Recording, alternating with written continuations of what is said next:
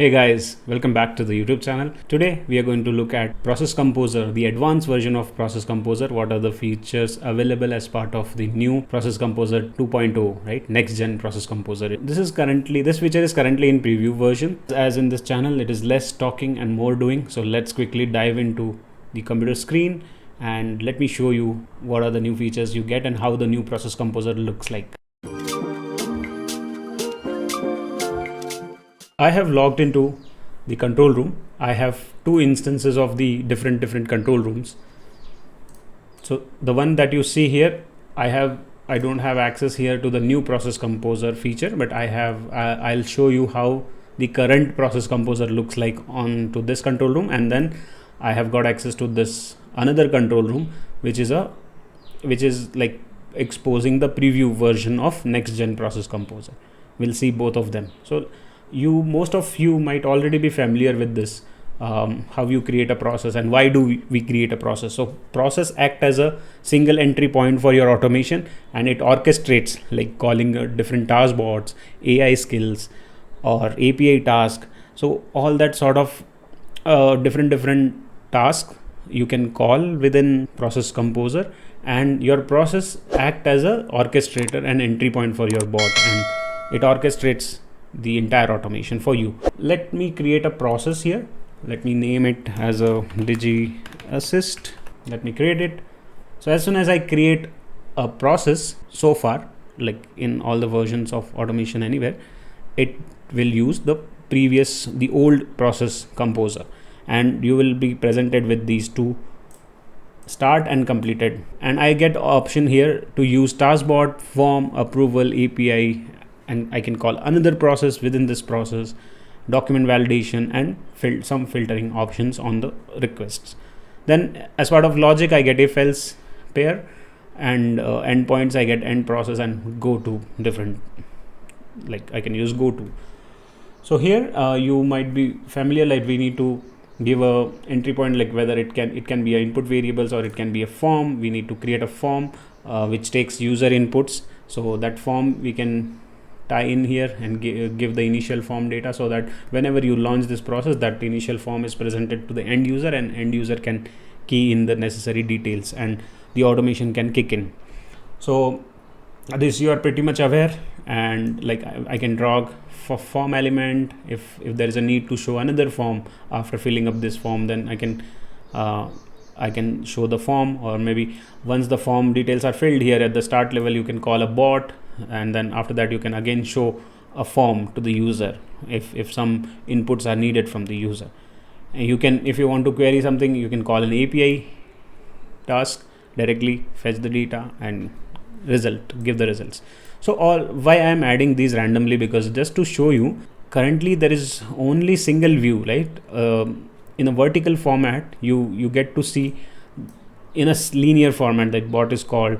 And even if you use if else condition, let's say after this form is displayed, I'll call if else condition, I'll again call here some of the API tasks in the else part, so forth and so forth. Like approval task, I can use it here. So it keeps on increasing. Imagine you have 100 of such conditional logic, and imagine this flow getting bigger and bigger. It's very hard to track, and every time you have to follow the linear process. And now going back to the next gen Process Composer, I came to a control room where I got a preview access. The process remains same to create a process. Funny line. So process remains same to create a process. So I'll hit create me a process. I'll name it again Digi Assist, same name. It can work because it is a different instance of the control room. Let me create it, and boom, you'll see something different, right? Compared to this, there's a difference in the interface, there's a difference in the elements, how the elements are shown, and the options that you get. Like as you hover, you get nodes, you get endpoints in 4 different directions. It can be horizontal, it can be dragged, it can be adjusted as per your needs, as per your process. So let me try to randomly add here as well. Like at the start point, at the start node, again the option remains same. Like it can start from input variables, it can start from a form. You can again give it a form here, and after that let's say we are calling a bot, or again after bot we are calling a form. So let me first have the view that we had in our process composer, the old process composer. Then let me add a conditional logic here. You can double click also, and you can drag and drop also. That still remains the same. And as part of else, I want to call some API task, and again I want to show approval form to the user. And here maybe as part of if I want to do some document validation, let's say, and maybe again I want to call a bot. So we have added so many steps, right? Then I get here options to zoom in, zoom out, and pan. Like if I select this option, I can pan around, and I can zoom in, zoom out, and I can fit the view. And there is one more option called minimap. If you click here, you get an option to particularly zoom or traverse in.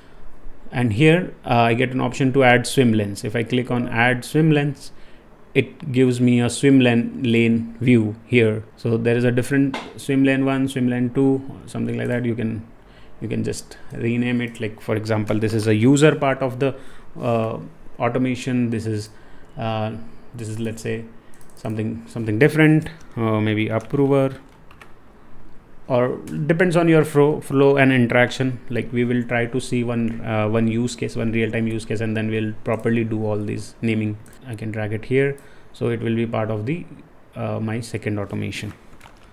You can undo it. Like if you by mistakenly did something, you can just click Control Z. Just forgive me about my bad design, but the intention is to show you the different swim lane views. So this is about swim lane. If you don't want, you can just remove all the swim lanes and you have the previous view back. As part of node, like for example, now I want the start here and then bot here.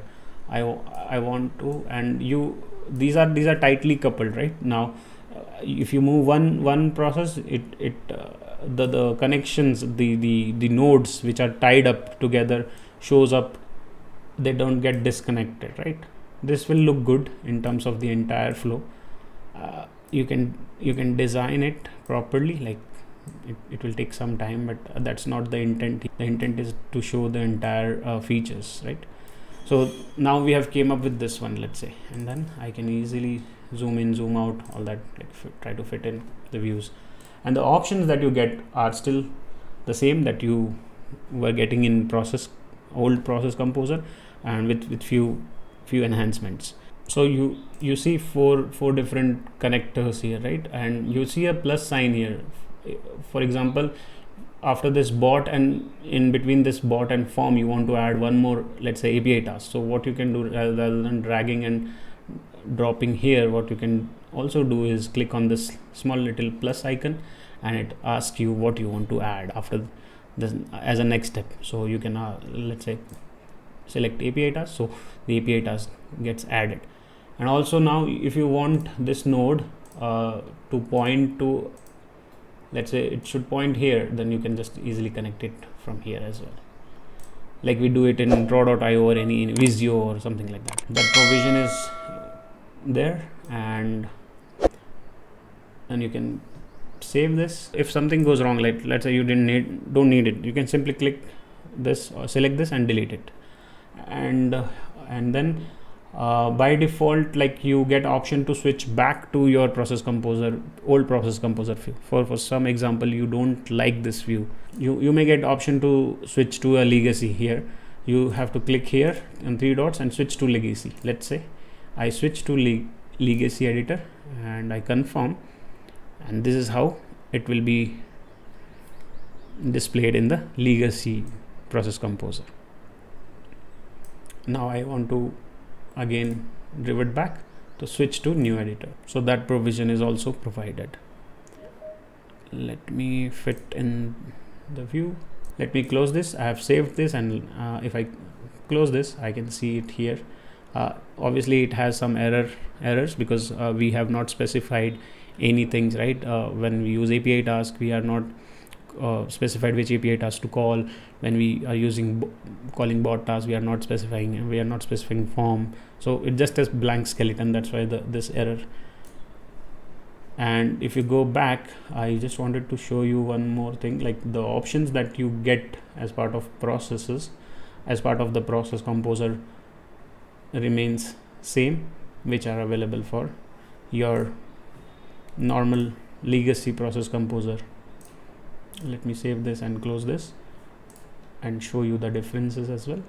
So here, if you whatever you get, like move process, view process, edit, copy, dependencies, view dependencies, and delete. So all these options still remain the same. So guys, that's all about the new process composer, next gen process composer. Please share your thoughts in the comments. Thank you so much for watching.